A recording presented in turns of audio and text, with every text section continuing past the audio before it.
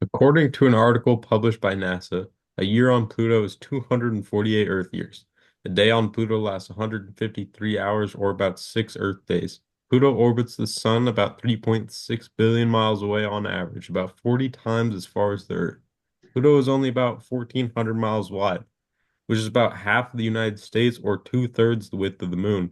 Pluto was named by Venita Burney, an 11-year-old boy who suggested the name in 1930. Pluto's surface is also far too cold to inhabit life as we know it, with temperatures ranging from on average from negative 378 degrees to negative 396 degrees Fahrenheit.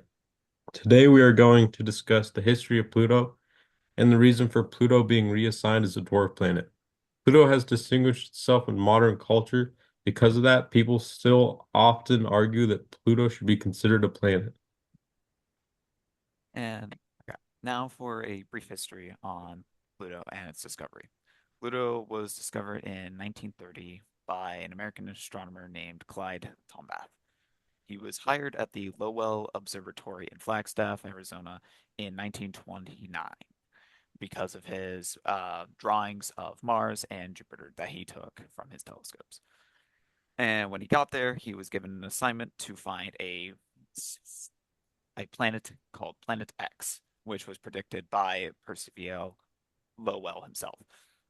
Over several months, he was over several months in the observatory. He took pictures very systematically to try and find an object that moved, right?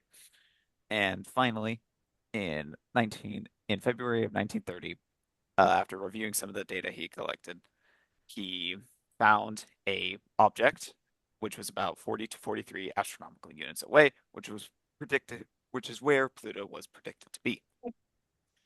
And on the 13th of March, 1930, the observatory announced its finding of the dwarf planet we now know as Pluto.